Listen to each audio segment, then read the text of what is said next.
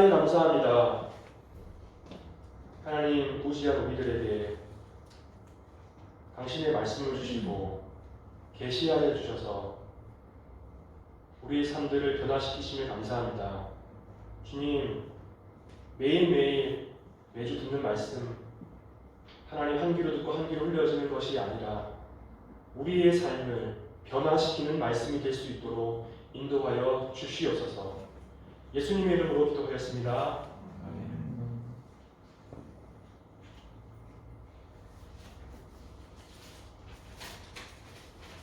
네, 전도서 네 번째 강의 시간입니다. 네, 전도서를 4번 강의를 듣는 쉽지가 않습니다. 네, 저도 살면서 누구한테 전도서 강의를 들어본 적이 별로 없거든요. 대단하시고요. 네, 박수 쳐드리고 싶습니다. 네, 지루하셨을 텐데 감사하고요. 한 번 더 해야 돼요. 근데 오늘은 더 나은 것들에 관하여라는 제목으로 여러분과 함께 나누려고 합니다. 성령의 능력으로 우리 안에 초자연적인 성령의 역사를 통해서, 주권적인 성령의 역사를 통해서 거듭나지 않는 사람은 구원을 받을 수가 없죠. 그리고 그렇게 구원받은 사람이 이 세상을 살아가는 동안에 최고의 목표라고 한다면 거룩해지는 것이에요. 그것은 제가 하는 말이 아니고 창세기부터 요한계시록 전체를 봤을 때 과연 그리스도인이 가져야 할 궁극의 목적이 무엇이냐, 이 땅을 살아가는 동안에 궁극적으로 추구해야 할 가치가 뭐냐, 그건 하나밖에 없습니다. 그리스도를 닮아가는 것이에요. 어제보다는 오늘 조금 더 그리스도를 닮아가는 것, 오늘보다는 내일 조금 더 그리스도를 닮아가는 것, 작년에 비교해 봤을 때 올해 내가 그리스도를 조금 더 닮아가지 못했다는 사실이 가슴 아파야 되는 것이고, 마지막 때에 내가 그리스도를 더 닮았다는 사실 때문에 기뻐야 되는 것이에요. 그러므로 모든 그리스도인이 궁극적으로 지향해야 할 가치관이라고 한다면 그리스도를 조금 더욱 더 닮아가는 것, 그것을 우리가 전문용어로 성화라고 하죠. sanctification, 닮아가는 것, 그리스도처럼 되어가는 것, 그것이 모든 그리스도인들의 목적일 것이에요. 그런데 오늘 전도서 4장에서는 조금 더 다른 의미의 더 나음에 대해서 이야기를 하고 있어요. 더 나음.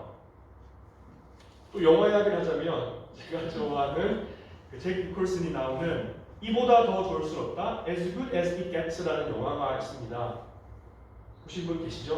네, 많이 보신 것 같은데, 이 강박성 성격장애를 가진 주인공이 있는데요. 여기서 명대사가 있습니다. You make me want to be a better man.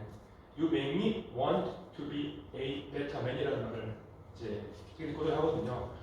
그 이제 줄 꺼진 곳에 그 밟으면 견딜 수가 없어요. 깨끗해야 되고, 정리가 안 된 걸 견딜 수가 없는 그 모든 것들이 항상 그대로 있어야 되고, 깨끗해야 되고, 그 자기가 늘 이제 해던 그 패턴을 반복해야 하는 이런 사람인데, 사랑하는 사람이 생깁니다. 웨이트리스를 만나가지고 사랑하는 사람이 생기는데, 웨이트리스는 이 잭 니콜슨을 직업을 해요. 직업. 너무 싫어해요. 너무 싫어하는데 그 사이가 여행을 하면서 썸이 생기고 이 남자가 바뀌기 시작합니다. 그러면서 이제 이런 이야기를 하는데, 어제보다는 사랑하는 사람을 위해서 내가 조금 더 나아지는 것, 그렇게 나아지기 위해서 노력하는 것, 그것에 대해서 용어는 이야기하고 있어요. 오늘 코에는 동일하게 토브라고 하는 단어, 좋다라고 하는 의미가 있어요. 토브라고 하는 좋다라는 의미, 혹은 better, 더 나아진다는 의미가 있어요. 또 설하라는 의미가 있는데, 뭐뭐는 뭐뭐보다 더 좋다, A는 B보다 좋다, better than, 뭐뭐는 뭐뭐보다 좋다라는 구조로 1절부터 16절까지 쭉 이어졌어요. 연속된 이 격언들 혹은 이 말들 속에서 우리는 도대체 뭔 말하는 건지를 이해할 수가 없습니다. 도대체 사장은 무슨 이야기를 하려는 것일까? 이 코엘렛이 나한테 무슨 이야기를 하려는 것일까? 이해가 잘 안 됩니다. 저도 이해하는 꽤 오래 생각이 들었는데 여러분들도 그럴 거라고 생각하는데, 그럼 무슨 이야기를 하려는 것일까?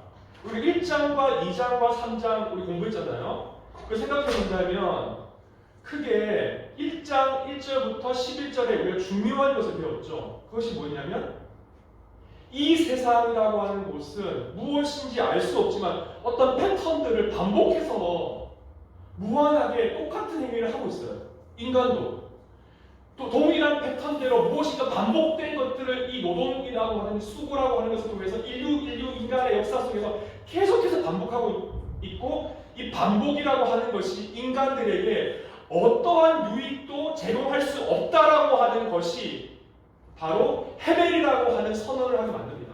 정리해보자면 헤벨이라고 하는 선언을 하는데, 그 헤벨이라고 하는 선언이 이 인간 세상 속에 일어나는 여러 다양한 일들을 보고 헤벨이라고 하는 선언을 하고 있는 것이죠.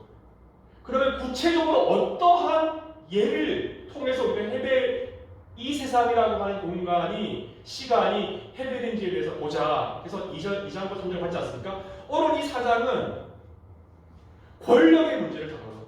학대의 문제를 다뤄요.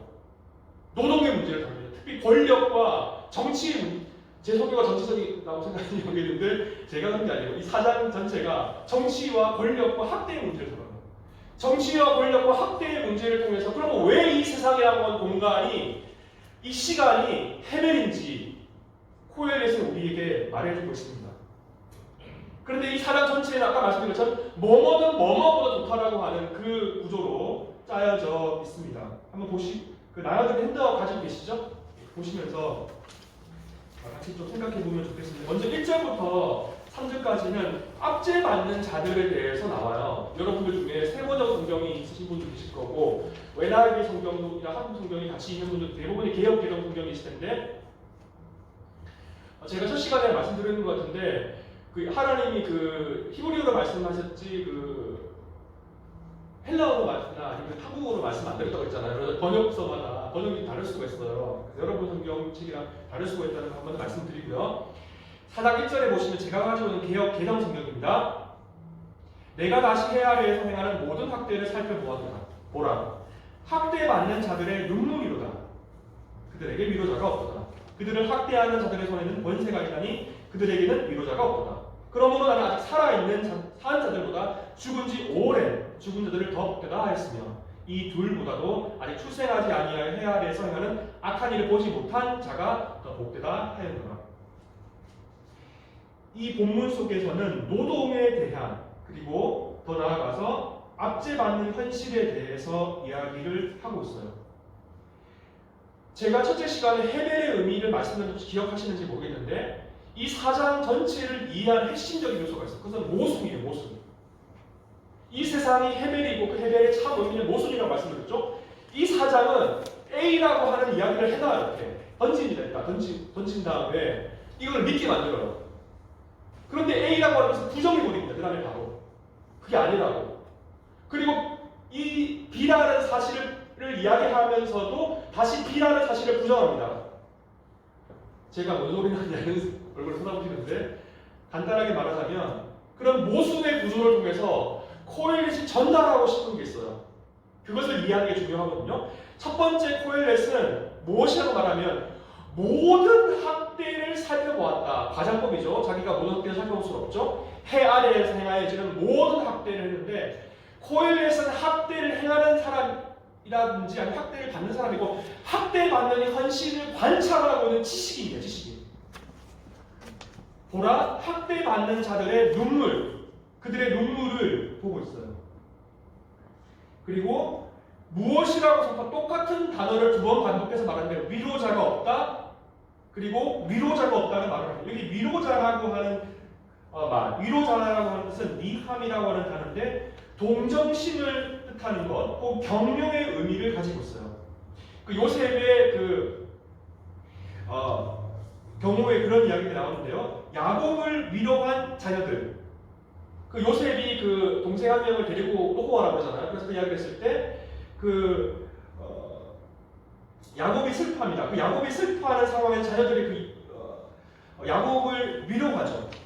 성경에서는 이 니함이라고 하는 것이 상대방에 대하여서 어떤 슬픔의 감정을 표현하고 격려하는 의미를 가지고 있어요. 혹은 이 위로자가 하는 이 단어의 뜻, 이 니함이라고 하는 단어의 뜻은 잘 들어보세요. 억압받는 사람들을 혁명이나 해방을 통해서 풀어준다는 의미도 가지고 있어요. 무력 힘으로라든지 아니면 다양한 수단을 통해서 압제받는 사람을 풀어주는다는 의미가 있어요. 정리해보면은 이 코엘렛이라고 하는 지식인이 두 가지의 의미를 가지고 있는 위로자가 없다, 위로자가 없다라고 말하는데 그 무엇이 없다라고 말하냐면 이 억압받는 사람들을 감정적으로 같이 슬퍼해주고 동정해주는 사람이 없다라는 의미가 있고, 두 번째는 이들이 압제받고 있음에도 불구하고 이들을 해방시켜주는 사람이 없다라는 의미, 두 가지 의미가 함께 공존하고 있다는 것이죠. 이 위로자가 없다는 것은 에레미야가 1장에서 등장하는 비극적인 상황을 표현하는 상황에 쓰여지는 의미일 수도 있어요. 어떤 상황입니까? 국가가 망했죠. 자기들이 가장 사랑하고 신성시켰던 예루살렘 성전이 파괴되었죠. 그 속에서 위로자가 없는, 그들의 고통의 목소리를 들어줄 사람도 없고 그들을 압제로부터 해방시켜줄 사람도 없는 그 상황과 연속되어서 비슷하게 등장하고 있습니다. 위로자가 없다라고 하는 이 사실에서 나아가서 이 1절에 보시면 어떠한 구체적인 정황이 드러나 있냐면 이 4장 1절 그 하반절에 보시면 그들을 학대하는 자들의 손에는 권세가 있으나, 좀 헷갈릴 수가 있는데 학제하는 자들이 나옵니다. 학대하는 자들. 그리고 그들이 권세가 가지고, 여기서 말하는 권세라고 하는 단어는 힘이라고 하는 단어인데 이 힘, 이 권세라고 하는 이 단어의 함의를 생각해 본다면 새 번역 성경에는요 폭력이라고 되어 있어요. 폭력. 개역개정 성경에는 힘의 그 의미가 뉴트럴하게 중립적으로 권세라고 되어 있지 않습니까? 그럼 두 가지가 해석될 수 있는데, 학대하는 자들의 손에는 권세가 있는데 해방시켜주고 위로해줄 수 있는 힘이 있는데 그것을 사용하지 않는다라고 하는 의미가 있을 거고, 세 번역 성경대로 번역을 해보자면 학대하는 자들이 폭력을 가해가지고 압제를 받는 사람들이 생기고 그들을 위로해줄 수 있는 사람이 없다라고, 그 두 가지 의미가 될 겁니다. 복잡하시죠, 머릿속으로. 그런데 어쨌든 중요한 것은 뭐냐면 압제하는 사람들이 있다라고 하는 사실이에요. 그리고 그들을 위로해줄 수 있는 사람이 없다라고 하는 것이죠. 계속해서 본다면 그러므로 나는 아직 살아있는 산 자들보다 죽은 지 오랜 죽은 자들을 더 복되다 하였으며, 욥기 3장에서 욥은 죽음을 원해요. 왜 죽음을 원하냐면 그것은 자살하고는 다릅니다. 근데 왜 죽음을 원하냐면 사는 것이 지옥 같기 때문에 그래요. 어떤 사람에게는 삶 자체가 죽지 못해서 사는 사람이 있습니다. 그냥 여자친구가 나를 떠나가지고 살길래 그런 정도가, 감기가 걸렸다가 그 정도가 아니고요. 자기의 자녀들을 일시에 죽고 자기의 모든 재산이 다 없어지고 죽을 병 같은 피부병에 걸리고 부인이 자기를 저주하는 그 상황, 그리고 공동체와 마을로부터 버림을 받는 그 상황에서 욥은 내가 살아서 존재하는 것보다 죽어서 지옥에 있는 시올에 있는 것이 더 행복할 것 같다라고 고백해요. 그런 사람 있죠, 우리가 살아가면서. 삶보다도 죽음이 행복하다라고 말하는 사람이 있습니다. 그렇기 때문에 자살하는 사람이 있지 않습니까? 코엘렛은 그러한 자살하기 원하는 자살의 충동에 시달리는 사람이 아니에요. 그럼 왜 삶이 죽음보다 더 낫지 않다라고 말하냐? 죽는 것이, 죽어 있는 것이 더 낫다라고 말하냐면 내가 고통받는 사람을 보는 것이 너무 힘들다는 거예요. 윤동주 시인과 같은 사람이 그런 사람 아닙니까? 자기는 떠들거리며 잘 살 수 있지만 고통받고 압제받는, 우리 대한민국의 일본 시야에서 압제받는 사람을 볼 때 고통스러운 거잖아요. 지식인으로서. 그래서 코엘렛은 더 나은 것을 추구해요. 지금 현재 상태에서. 지금보다 더 나은 것은 뭐냐면 내가 살아있는 것보다도 죽어 있는 거라는 거예요. 그런데 3절에서는 또 뭐라고 하냐면 살아있는 것과 죽은 것 둘 다도 원하지 않아요. 뭐냐면 해 아래에서, 그죠? 아직 출생하지 않아서 그런 악한 일을 존재하지 않는 것. 차라리 내가 존재하지 않는 것이 더 낫겠다는 거예요. 왜 내가 존재하지 않았으면 좋겠다라고 말합니까? 그 이유는 압제받는 사람들의 현실을 보기 때문이에요.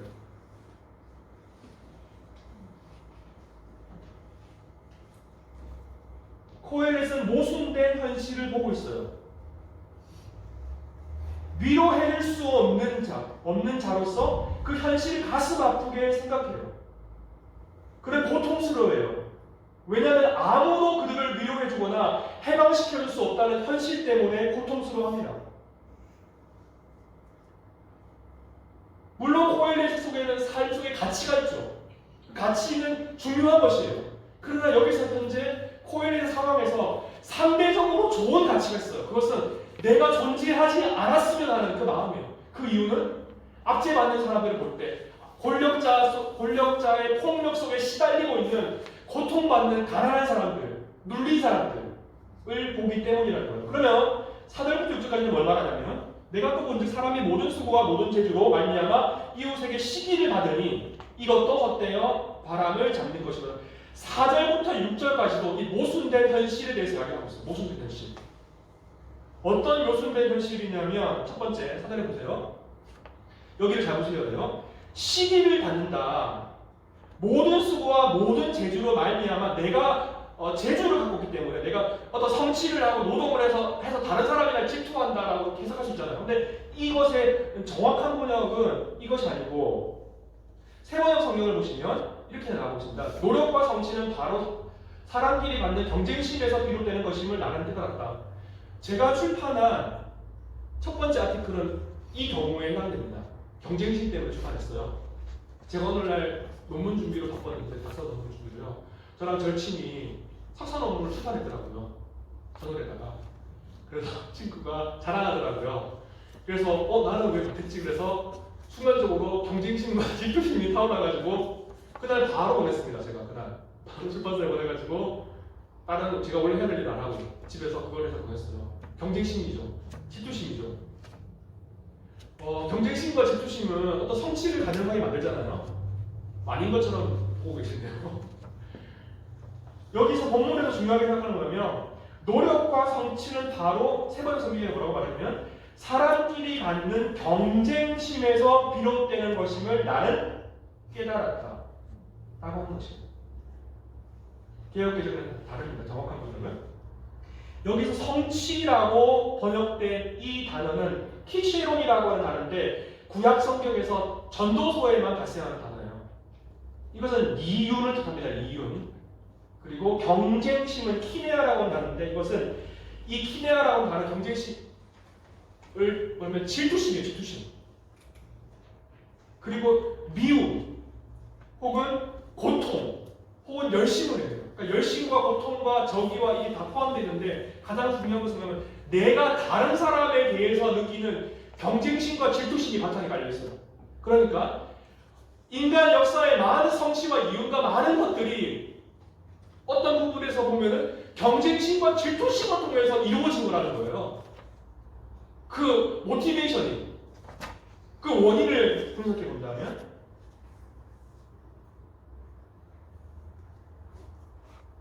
경쟁심을 통한 열렬한 목표의 추구라고 하는 것이 결국 노동과 업적들을 산출하는 데서 필수적이라는 것이죠. 기업체에 있으면서 상대방 기업체에서 시사품 나오면 우리는 꼭 개발해야 되고 우리 집애보다 다른 집애가 공부 더 잘하면 우리 집애는 쟤보다 더 잘해야 되고 옆집에서 더 좋은 차를 타면 나는 그거보다 더 좋은 차를 타야 되고 내 주위에 있는 사람이 전부 다 60평대 아파트 살면 나도 좀 더 큰 데로 옮겨야 되고 그런 거죠. 경쟁적 구도에서 성취한다는 것이죠.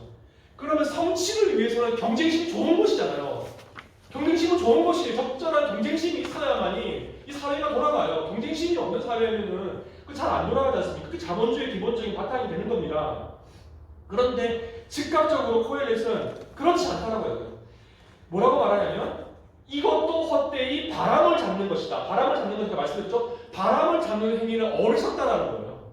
그리고 헛되다, 해벨이다. 그것은 해벨인 것이고 그것은 어리석은 것이라고 그것은 틀렸다라고 선언해요. 틀렸다라고. 이 문맥 속에서요. 그 다음 5절에 보시면 우매자는 팔짱을 끼고 있으면서 자기의 몸만 축낸다. 팔짱을 끼고 있다. 그리고 몸만 축낸다라고 하는 이 단어를 조금 더 이해할 필요가 있는데 팔짱을 낀다라고 하는 단어의 의미는 손깍지를 끼고 있다라고 하는 의미예요. 정확한 번역은 손깍지를 끼고 있다는 건 뭐냐면 게으름이에요. 게으름. 그 다음에 몸을 축낸다라고 해서 한국말로 읽으면 내가 너무 열심히 일을 해가지고서는 피곤하다라고 생각하셨잖아요. 근데 그게 아니고 너무 배가 고파가지고 먹을 게 너무 없어서 너무 기아 상태, 고해사회 기아 상태에 빠져가지고 가뭄에 먹을 게 없어가지고요. 자기의 육체를 뜯어먹는 것 같아요. 자기 육체를. 인간의 몸을 뜯어먹는 걸 의미합니다. 그래서 자기의 몸을 뜯어먹는 거, 인육을 먹는 거. 그러면 여기서 어떠한 문맥인지 생각해 본다면 1절부터 3절 생각해 볼 수 있죠? 압제받는 사람들에 대해서 말했지 않습니까? 자기의 몸을 뜯어먹는 사람들. 그리고 아주 게으른 것들. 그러니까 게으름이라고 하든지 혹은 어떤 상황 때문에 배가 고파가지고서는요, 자기의 몸을 뜯어먹는, 인육을 먹는 상황을 이해할 수 있는 것이죠. 여기서 말하는 건 뭐냐면, 게으름이라고 하는 것은 빙고의 나락으로 떨어질 수밖에 없어. 그래서 빙고의 나락으로 떨어져서 게으름이라고 하는 것이 자기의 몸을 뜯어먹을 수밖에 없어. 라고 하는 격언이에요, 격언. 잠언 6장 4절에서 5절에서도 비슷하게 나오면, 그러고 잠언은 부지런하라고 해요, 부지런하라고. 야, 열심히 살아. 부지런하게 살아. 여호와를 경외하는 사람은 그렇게 열심히 살고 부지런히 살아야 돼.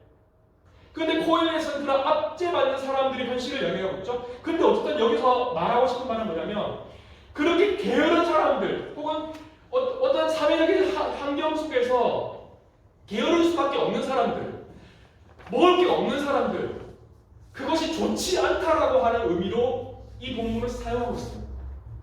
정리해보자면 4절과 5절이 상반되는 이야기를 하고 있죠. 야, 너무 과도한 경쟁심은 공동체를 해칠 수 있어. 너무 질투심과 가지고 경쟁심을 가지고 세상 살려고 하지 마. 너무 자식들 쏘지 마. 또 반대편에는 야, 너무 게으르면 너 몸 뜯어먹고 살 수밖에 없어.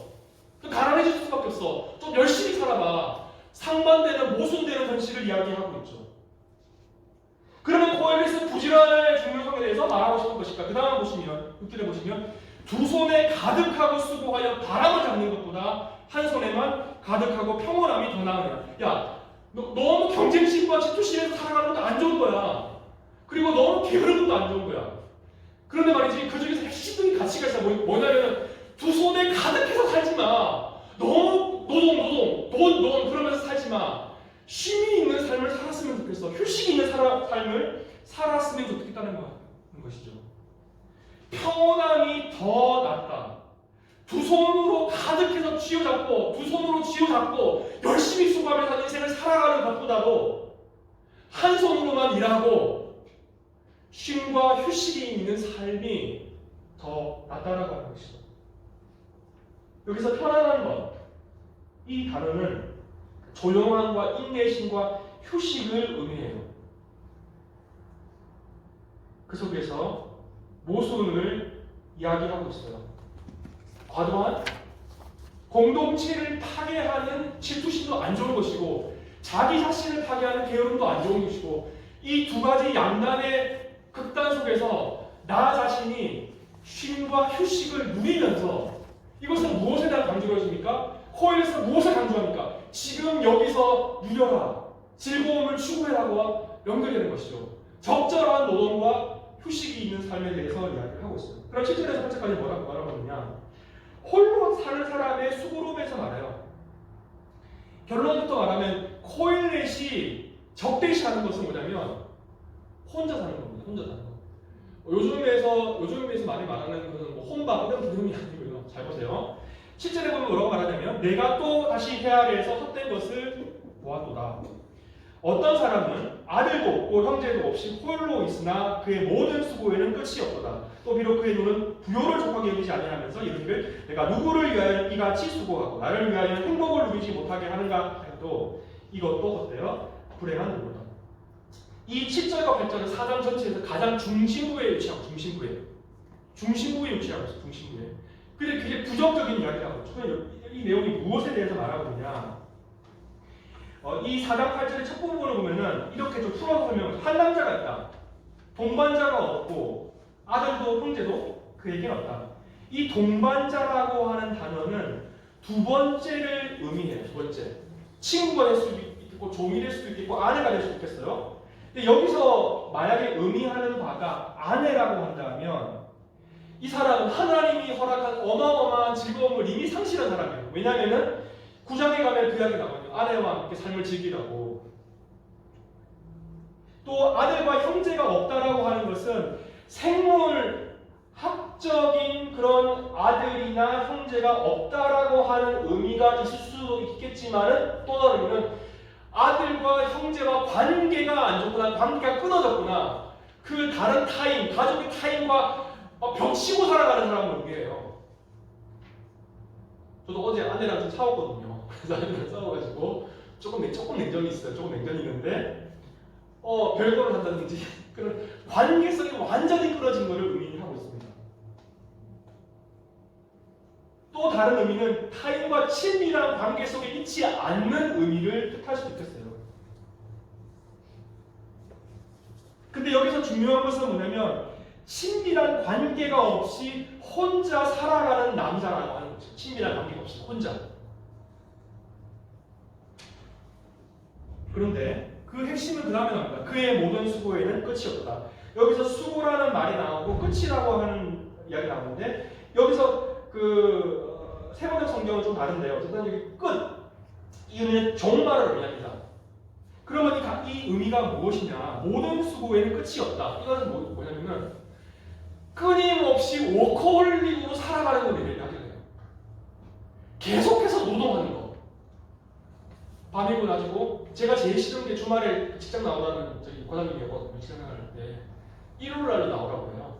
휴가 쓰려고 그러면 눈치 주고 어쨌든 그 워커홀릭으로 살아가는 거. 노동의 끝이 없는 거예요. 성취와 노동의 끝이 없이 계속 일만 하는 사람, 노동만 하는 사람. 네? 그런데 더 충격적인 것은 뭐라고 살아가냐면 계속해서 워커홀릭으로 무한대의 노동을 하는 사람인데 그 무한대의 노동을 하면서 성취를 하면서 그 노동과 성취에 얻은 그것에 대해서 만족함이 없는 사람이 만족이 없어요. 만족이 끝이 없어요. 끝이. 그리고 이 사람은 이렇게 이같이 수고하고 자기가 자기 자신한테 뭐라고 말하냐면 이렇게 말합니다. 자기 자신한테 뭐라고 말하냐면 이같이 수고하고 나를 위하여는 행복을 누리지 못하게 하는가? 이렇게. 내가 이렇게 수고와 노동을 많이 하는데 왜 내 인생에는 즐거움이 없고 행복이 없냐 이거예요. 내가 무한대의 노동을 하고 있고 모콜리처럼 일을 하고 있고 근데 내가 하는 일에도 만족함이 없고 내 안에 행복을 누리지 못하게 한다는 행복이 없다라고 하는 것이죠. 이것을 좀 풀어서 설명하면 이겁니다. 도대체 나는 누구를 위하여서 노동하고 있냐는 거예요. 답은 뻔하지 않습니까? 여러분 열심히 왜 노동합니까? 왜 여러분 공부합니까? 왜 돈 법니까? 왜 가정에서 다른 사람으로서 일합니까? 여러분 행복하려고 하는 거잖아요. 그런데 내가 열심히 일을 하고 있는데 제가 지난주에 말씀드렸죠. 왜 코엘렛인지 그것은 소유와 그 소유를 누리는 것과의 불일치라고 말씀드렸지 않습니까? 나는 열심히 일하는데 내 인생은 불행해. 그래서 도대체 나는 누구를 위해 노동하고 있으며 나의 영혼의 즐거움을 누리지 못하는가? 라고 하는 것이죠. 그래서 코엘렛이 선언합니다. 이것도 헛되고 불행하다라고. 불행한 수고라고. 이거는 악한 것이라고. 좋은 것이 아니라고. 정리해보자면 7절과 8절은 홀로 살아가면서 주위에 어떤 사람과도 나누어지지 않으면서 채워지지 않은 무한 욕망 속에서 삶의 즐거움이 없이 혼자서 그렇게 살아가는 사람, 그 인생이 악하다라고 해요. 끊임없이 질투심 속에서 경쟁심만 불붙어가지고 살아가면서 타인을 억누르면서 공동체를 무너뜨리면서 자기의 욕망만을 위해서 누구를 위한 욕망인지도 모른 채 즐거움도 없는 채 그렇게 살아가는 그 인생이야말로 가장 최악의 인생이라고 코엘렛은 우리에게 말해주고 있어요. 그러면 무엇이 코엘렛이 생각하는 더 나은 인생이냐? 그것은 협력하고 연대하는 인생이에요. 9절부터 12절까지. 홀로 노동하고 살아가면서 비참한 인생이야. 연대했으면 좋겠어 라는 것이죠. 그 다음 본다면 두 사람이 한 사람보다 나음은 그들이 수고함으로 좋은 상을 얻을 것입니다. 효율성이 더 좋다는 것일 수도 있겠고 산술적인 효율성이 더 좋다는 것일 수도 있겠습니다. 이 본문 속에서는 한 사람보다는 두 사람이 더 낫다라고요. 왜냐하면 한 사람이 일하는 것보다 그룹 스터디 하면은 물론 한국 사람들은 그룹 스터디 하면 뭐 비하인 것처럼 볼지도 모르겠지만 저의 경우에는요 같이 일하면 항상 좋은 건 아니더라고요. 사람이 많을수록 혼자 이런 게 좋은데 뭐 그런 사람도 있겠죠. 그런데 코엘렛이 볼 때는 혼자서 살아가는 인생보다도 연대하는 게 좋다는 거예요. 타인과 학대받는 사람들 연대하는 게 더 좋죠. 대항하기. 어쨌든 한 사람보다는 두 사람이 더 낫다. 하나님께서 아담이 홀로 있는 것이 좋지 못하다. 토부. 뭐뭐 있는데 두 사람이 붙었다. 그래서 아담과 하와를 따로따로 만드신 거 아니겠습니까? 인간은 복수로 있는 것이 더 좋죠. 여기서 말하는 것은 단순히 삶의 행복과 만족이라고 하는 것은 협업을 통해서 얻어낼 수 있다라고 하는 것을 이야기하는 것이 아니에요. 제가 처음에 말씀드렸죠. 뭐뭐는 뭐뭐 조금 더 좋은 거예요. 조금 더 나은 것을 추구해야 되죠. 그래서 더 나은 것을 추구해야 돼요. 나 혼자 노동하는 것보다는 누구와 같이 할 때 더 큰 잠재력을 끄집어낼 수 있어요. 나의 어떠한 것이 타인과 공유될 때 에어비앤비와 같은 그런 것도 나오지 않습니까? 그것 때문에 문제가 많던데요. 또 여기서 단순히 경쟁을 중단하라, 그리고 타인과 같이 일하면 돈 많이 벌 거다, 월급 많이 벌 거다, 그러한 것을 말하고 있는 것이 아니에요. 무언가 알지 못하지만 너가 알지 못하는 더 큰 가치를 얻을 수 있다고 이야기해요. 그러면 구체적으로 살펴본다면 이어지는 구조는 어떤 이미지를 이야기해요. 광야를 걸어가는 사람이 있어요. 광야를. 여러분 광야를 걸어갈 때 엄청나게 많은 위협과 공포와 두려움과 죽음의 위협이 달리고 있어요. 특히 고대 사회에서는. 여러분 스위스도 어두운데 다니면 무섭잖아요. 그나마 스위스는 덜한데요. 미국의 시카고 이런데 그 농구장 이런 데 보면은 살인의 위협을 느낍니다. 차 안에 타고 있어도. 왜냐면 가다가 잡거든요. 흑인들이 나와가지고 잡고 막 총 내가지고 그렇게 하거든요. 뭐 특히 이제 좋은 예화는 아니었던 것 같아요. 물론. 어쨌든 그 무서운 현실이 있죠. 근데 여기서 중요한 것은 뭐냐면 이 광야를 걸어가는 사람들이 같이 동무와 함께 걸어갈 때 좋다는 거예요. 뭐냐면 첫 번째 보세요. 그 다음에 여러분들 보겠습니다. 혹시 그들이 넘어지면 하나가 그 동무를 붙들어 일으키리라. 홀로 있어 넘어지고 붙들어 일으킬 자가 없는 자에게는 화가 있어요. 이 첫 번째는 뭘 말하냐면 광야에 여행할 때 좋은 점, 팔레스타인의 광야로 여행할 때 좋은 점. 첫 번째는 위험에서 건져줍니다. 위험에서 건져줍니다. 광야길에서 구덩이에서 빠질 수도 있죠. 누가 사냥에 들려고 나도 덫에 걸릴 수도 있죠. 아니면 어떤 강도가 나올 수도 있지 않습니까? 그런데 안전하게 여행을 끝내고 리스크를 최소화하기 위해서는 같이 가야 돼요. 스위스에서 신앙생활 혼자 하려면 힘들어요. 교회에 와서 같이 신앙생활 해야 돼요. 두 번째, 온기를 전달해야 됩니다. 팔레스타인의 광야를 걸어갈 때 두 사람이 같이 가면 좋은 점, 온기. 11절에 보세요. 또 두 사람이 함께 누우면 따뜻하거니와 한 사람이면 어찌 따뜻하랴. 밤에 잠잘 때 혹은 쉴 때 밤에 춥거든요. 광야에서.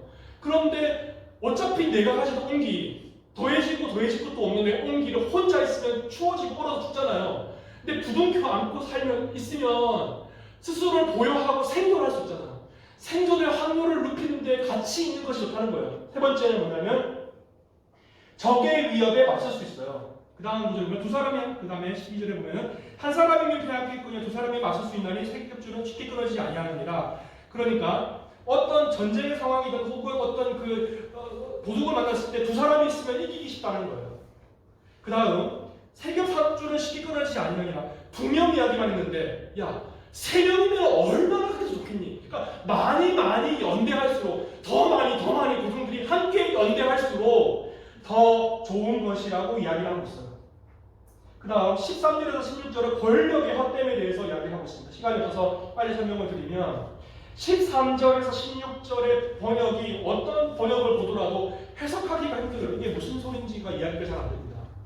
그러면 13절에서 이 16절에 있는 내용들을 요약해서 정리를 해보자면 가난하고 지혜롭고 젊은이가 늙고 둔하여 경고를 더할 줄 모르는 왕보다 나으니. 많은 학자들은 이 구절이 금방 이 13절부터 16절의 구절이 구체적인 어떤 역사적인 사건에 대해서 이야기를 한다라고 하는 사람이 있어요.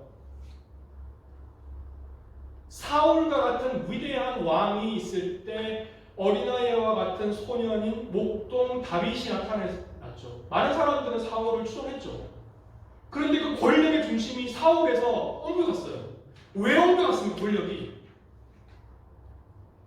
그건 간단해요. 하나님이 하지 말라고 한 것을 했기 때문에, 그죠?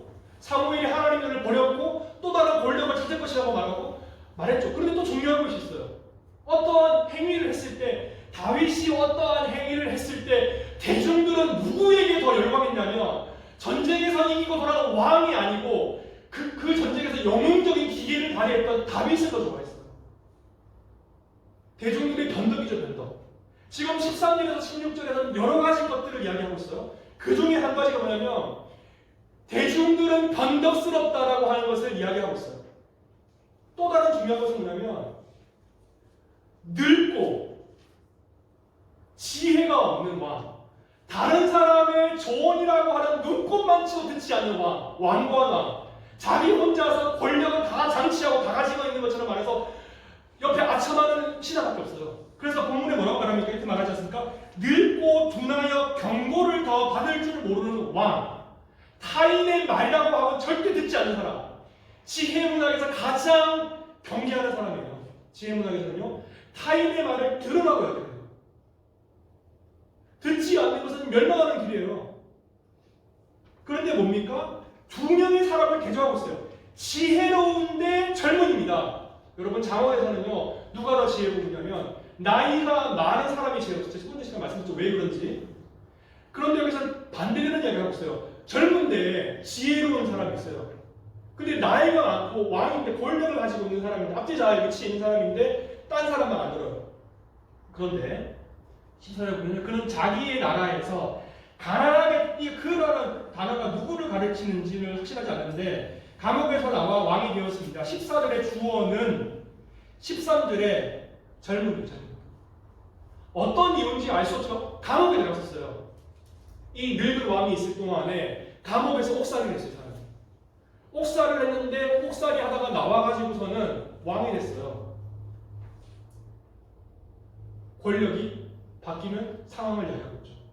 왜 이 사람이 왕이 될 수 있었어요? 왜 이 사람이 왕이 될 수 있었을까? 이 사람이 왕이 될 수 있었던 이유는 이 사람이 지혜로운 사람이었기 때문이에요. 지혜로운 젊은 왕. 뒤에 뭐라고 했습니까? 딴 사람 이야기 안 듣는 사람. 잠언에서 지혜로운 사람은 어떻게 한 거냐면 타인의 말을 듣습니다. 들으라고 해요. 계속해서 들으라고 해요. 계속 들으라고. 세상에서 들으라는 얘기 제일 많이 하는 책이 잠언이거든요. 그러면 뭘 알 수 있냐면 이 늙은 왕이 망한 이유가 있어요. 지혜롭지 못했기 때문에 망했어요. 그럼 뭘 말합니까? 야, 지혜라고 하는 것이 이렇게라도 중요하구나. 지혜라고 하는 것이 정말로 중요하구나 라고 생각할 수 있죠. 그런데 코엘렛은 항상 반전이 있다고 그랬죠? 또 다른 걸 이야기해요. 그런데 여러분이 번역상에서는 정확하지 않을 수가 있는데 그는 자기의 나라에서 가난하게 태어났다. 이 단어가 있는데 여기서 길게 이야기를 할 수는 있는데 이렇게 정리를 해보면 좋겠어요. 다시 한번 정리해보면 13절 이해하셨죠? 가난하고 한 명은 소년이 있었고 늙은 왕이 있었어요. 그런데 이 14절의 번역을 다르게 번역할 수 있어요. 자기의 나라, 예? 자기의 나라, 그는 이 구절을 다르게 번역할 수 있어요. 다르게 번역한다면 어떻게 생각해보자면 앞에 있는 구절과 뭐 굳이 설명해 드릴 필요는 없을 수도 있는데 그래도 혹시 도움이 될 것 같아 설명을 드립니다. 앞에 있는 구절과 뒤에 있는 구절을 바꾸어서 그리고 더 부드럽게 번역을 해본다면 여기서는 그는 자기 나라에서 가난하게 태어났어요. 감옥에서 나와 왕이 되었다라고 하는 게 젊은이가 주어라고 말씀드렸지 않습니까? 근데 다르게 번역을 해본다면 이렇게 지시하는 학자들이 많이 있습니다. 그가 감옥에서 나와 왕이 되었기 때문이다. 그럼에도 여전히 이 젊은이의 통치, 지혜로운 젊은이의 통치 하에서도 가난한 아이들이 태어난다라고 하는 번역이에요. 무슨 말이냐면 압제를 받는 사람들이 있어요. 그래서 젊은이가 혁명적으로 정권을 바꿨어요. 그런데 젊은이가 혁명적으로 정권을 바꿨는데 지혜가 승리하는 것처럼 보였어요. 잠언을 항상 아들에게 그렇게 얘기해요. 아들아, 너가 지혜로운 사람이 되었으면 좋겠어. 지혜로운 사람 왕이 되었으면 좋겠어. 잠언 10장부터 29장은 지혜로운 왕에 대해서 지혜가 좋은 것이죠. 그런데 지혜로운 사람이 왕이 된다라고 하도 가난의 문제를 해결하지 못한다는 거예요. 젊은 왕이 지혜로운 사람이 왕이 되었음에도 불구하고 그 사회에는 계속해서 가난이라고 하는 게 존재한다는 거예요. 그러므로 세상이라고 하는 것이 바뀌어지지 않는다라고 하는 거예요. 그것은 어디서 설명이 되냐면 이어지는 15절에 또 뭐라고 합니까? 내가 본즉 해 아래에서 다니는 인생들이 왕의 다음 자리에 있다가 왕을 대신하여 일어난 젊은이와 함께 있고, 많은 사람들이 박근혜를 좋아했죠. 근데 그 박근혜를 미워해서 탄핵시켰잖아요. 지금 문재인 대통령이 있지만 또 어느 순간에 문재인 대통령 지지했던 사람들이 또 다른 사람을 원하겠죠. 그것은 대한민국의 현재 상황만 말하는 건 아니에요. 많은 사람들이 레닌을 지지해서 공산당 혁명이 20세기에 일어났지만 그 레닌의 거대한 소론이라고 하는 것이 무너지지 않았고 거대한 정부와 정권이 무너졌죠. 공산주의의 허구성이 드러났어. 그리고 새로운 공산주의 국가가 도래할 줄 알았는데 러시아 푸틴은 자기가 독재자처럼 살아가고 있잖아요. 사람들은 많은 대중들은 그 다음에 권력에 줄 서요. 여기서 본문에 말하지 않습니까? 내가 봤는데 인생들이 왕의 다음 자리에 있다가 왕을 대신하여 일어나는 그 다른 젊은이, 또 다른 젊은이와 함께 있다는 거예요. 줄 선다는 거예요. 권력이 바뀐다는 거예요. 그리고 대중들은 계속해서 그 다음 권력을 찾고 있어요. 그 다음 보면은 그의 치리를 받는 모든 백성들이 무소하였을지라도 후에 오는 자들은 그를 기뻐하지 아니하리니. 무슨 말입니까? 또다시 새로운 사람이 세워진다고 하더라도 그 사람을 좋아하지 않는다는 거예요. 또 다른 사람을 찾는다는 거죠. 정리해 본다면 이 구절, 마지막 이 구절, 권력에 대한 구절을 정리하자 이겁니다. 권력이라고 하는 것도 모순이라고 하는 거예요. 압제받는 사람들이 있습니다. 연대해라고 말하죠. 사장을 정리해보자면 코엘렛은 가슴이 아파요. 가슴이 미어질 것 같아요. 고통받는 사람들 때문에. 그래서 혼자서 권력을 누리고 타인을 무시하고 경쟁심과 무한한 노동 속에서 그 성취하는 그 사람의 그저 누구를 위해서 노동하는지도 모르고 즐거움도 없이 살아가는 그 사람, 왕이라고 생각할 수도 있고 일반인들 그런 사람들은 부정적이에요. 연대하라고 말해요. 더 많은 대중도 연대하라고 말해요. 그런데 대중들의 연대라고 하는 것도 변덕스러워서 이 왕이 좋으냐, 왕이 좋은 왕이냐 나쁜 왕이냐 그걸 말하는 것이 아니에요. 마지막 구절. 권력이라고 하는 것도 무상하다는 거예요. 권력이라고 하는 일시적이라고, 권력이라고 해변이라고 하는 것이에요. 왜냐하면 대중들은 계속해서 또 다른 권력을 찾기 때문에 그래요. 그 권력과 그 정부가 정당한지 정당하지 않는지 그것에 대해서 말하는 것이 아니에요. 박근혜가 좋은 사람이냐, 문재인이 좋은 사람 그걸 말하는 것이 아니에요. 인류 역사에서, 보편 인류 역사에서 그 권력이 어떠한 방식으로 이상적인 국가를 만들려고 하고 어떠한 방식으로 진보적인 국가를 만든다고 하더라도 어떠한 담임 목사가 온다고 하더라도 담임 목사를 싫어하는 사람도 있고 좋아하는 사람도 있죠. 저를 좋아하는 사람도 있고 지금 지는 사람도 있는데 그 권력이 어떠한 권력이든 간에 권력을 항상 그 다음 권력을 찾게 되었다 이거예요. 그러므로 권력의 추구라고 하는 것이 얼마나 망상이고 얼마나 허군지를 이야기해주고 있어요. 끊임없이 많은 사람들은 또 다른 정치인을 하고 또 다른 권력자를 찾죠. 그러나 코엘렛이 볼 때 4장 마지막에 뭐라고 합니까? 이것도 헛되어 바람을 잡는 것이다. 전체적으로 정리해 본다면 그 탈무드에 이런 격언이 있어요. 탈무드 밑에 탈무드에 보면은 1m짜리 담벼락이 100m짜리 담벼락보다 좋다. 탈무드 탈무드 밑에 1m짜리 담벼락이 이게 여러 가지 해석할 수 있는데 1m짜리 담벼락 있고 100m짜리 담벼락 있잖아요. 그 100m짜리 그걸 비교했을 때 왜 1m짜리 담벼락이 좋다는 거냐? 그 말은 무슨 말이냐면 100m짜리가 쉽게 무너질 수 있기 때문에 1m짜리 좋다는 거예요. 많은 식으로 해석할 수 있겠지만 어떤 해석이 주를 이루냐면 이성 교제를 가지지 않고 혼자 살아가는 거가 좋지 않다라는 말을 하려고 이 경험에서는요. 내가 100m 담벼락 달고 혼자 독신으로 사는 게 안 좋아. 그래서 유대교에서는 주다이즘에서는요 독신을 안 좋아합니다. 그래서 사도 바울이 부인이 있었을 거라고 하는 추정이 굉장히 신빙성 있는 이야기가 뭐냐면은 그 유대 랍비들은 결혼하는 것을 중요하게 생각해요. 혼자 있는 것도 좋지 않죠. 그러면은 사장 전체를 우리가 봤는데 이 사장 전체 정리해보자면 그러면 어떤 궁극적인 진리를 추구해라는 이야기인가 연대하라는 이야기인가 그게 아니라고 하는 거예요. 제가 말씀드렸죠? 무엇인가 조금 좀 나아져라고 하는 거예요. 내가 어제보다는 오늘 조금 더 나은 삶을 살아야 돼. 거기에 핵심적인 가치가 뭐라고 했습니까? 적당하게 일하고 적당하게 쉬는 삶도 좋아요, 여러분. 너무 과도하게 자기를 축내면서 이대일을 하면 안 됩니다. 그렇다고 게으름을 부리면서 자기 파괴적인 삶을 살아서도 안 돼요. 자기 파괴적인 삶과 공동체를 파괴하는 삶을 살아서는 안 됩니다. 그러나 일에 미쳐가지고 오콜릭이 돼가지고 자기 자신만을 위해서 살아가는 사람은 최악의 인간들이에요. 그런데 그 속에서 코엘렛은 뭐라고 하냐면 타인과 함께 연대하라고 해야 돼요. 야 혼자 살아가지 마. 광야 같은 인생에서 너 혼자 살아가면 너 죽을 수도 있어. 다른 사람과 같이 길을 걸어가는 거예요.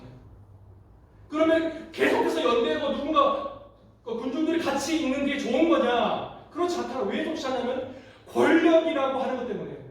아무리 조문함이 등장한다고 하더라도 코엘렛의 관점에서는 대중들은 어리석고 아둔해요. 그 다음에 또 그런 내용가 나오거든요. 아둔해서 그 권력자를 쉽게 잃어버리고 또 다른 권력자를 찾게 되어 있어요. 그러면 여기서 궁극적으로 이게 사전에서 뭘 말하는 거냐? 이거 설교 시간에 말하는 게 뭐냐? 코엘렛이 강조하는 것은 뭐냐면 권력의 무상함과 지혜자가 황망하게 되는 상황을 그리고 싶어요. 지혜라고 하는 것도 더 나은 것을 찾고자 하는 우리의 노력이라고 하는 그 지혜, 그 지혜로움이라고 하는 것도 결국에는 아무것도 아닌 거예요. 지혜로운 왕이라고 하는 것도 아무것도 아니라고 하는 것이죠.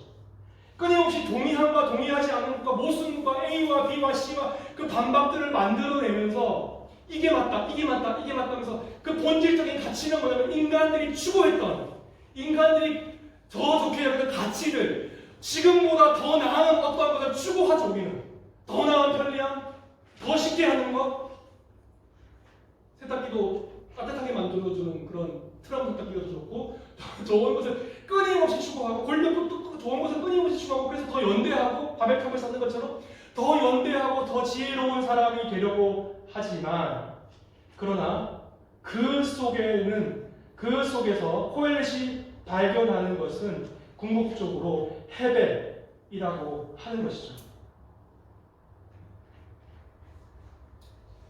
첫 번째로 정리해보자면 불의한 현실 속 무고하게 학대받는 사람들의 소리를 듣는 것은 중요하다고 가르쳐줘. 첫 번째 이렇게 보자면 두 번째는 뭐냐면 자기 파괴적인 삶을 살아서는 안 된다. 세 번째는 고독이라고 하는 것도 자기 파괴적인 것이다. 네 번째는 다수의 연대가 중요하다. 다섯 번째는 정치 권력은 어떠한 거대한 패턴 속에서 반복되어지고 있다. 그 속에서 코엘렛은 헤벨이라고 선언하고 있어요. 사랑하는 교우 여러분들, 더 나은 것을 추구해야 됩니다. 열심히 일하고 적당하게 계시고 추구해야 되죠. 그러나 그 추구함 속에서 코엘렛이 궁극적으로 말하고자 하는 이 사장 본문에서 말하고자 하는 바가 이것이에요. 그 궁극적으로 추구하는 바가 그것이 무엇이든지 간에 그 모든 것들 속에서 우리가 발견할 수 있는 모순이 있고 그것은 궁극적으로 헤벨의 영역이라고 하는 것이에요. 물론 여기서는 등장하지 않아요. 그런데 그 속에서 가치가 있다고 말씀드렸죠? 즐거움, 그리고 하나님을 경외함, 이 3단계는 안 나옵니다. 그것을 추구하라고 하는 것이에요. 같이 기도하겠습니다. 하나님 감사합니다. 오늘 선한 말씀을 통해서 우리에게 하나님의 말씀을 들려주신 감사합니다. 하나님, 우리는 많은 시간 동안에 더 좋은 권력을 추구하였습니다. 더 좋은 것을 찾았습니다. 더 좋은 물건과 더 좋은 배우자와 더 좋은 자녀들과 또한 더 좋은 세상을 꿈꾸었습니다. 하나님, 그러나 우리들이 꿈꾸었던 우리들이 인간적인 생각으로 추구하였던 모든 지혜들과 더 나은 것들이 얼마나 험한 것인지를 우리가 세상을 보면서 깨닫고 있습니다. 하나님, 더 나은 것은 존재하지 않는다는 것을 알게 하여 주시옵소서. 오직 예수 그리스도 안에 있는, 오직 그리스도께서 우리에게 주시고자 하시는 그것만이 영원하다는 사실을 기억하게 하여 주시옵소서. 하나님이 땅의 것이 다 불타고 사라지고 우리를 위하여서 영원한 하늘의 나라, 영원한 천국을 예비하여 주시니 감사합니다. 하나님, 우리의 몸이 썩어 없어진다 하더라도 하나님, 우리의 몸이 다시 땅에서 부활하여 그리스도와 하나님을 뵐 것을 고대하며 기대하며 나아갑니다. 주님, 이번 한 주간 살아가는 동안에 하나님, 우리가 조금 더 편하고 조금 더 좋은 것을 추구하는 것이 아니라 생명의 근원 되신 그리스도를 바라보며 그리스도 안에 걸어가는 우리 모두가 될 수 있도록 인도하여 주시옵소서. 예수님의 이름으로 기도하였습니다. 함께 찬송과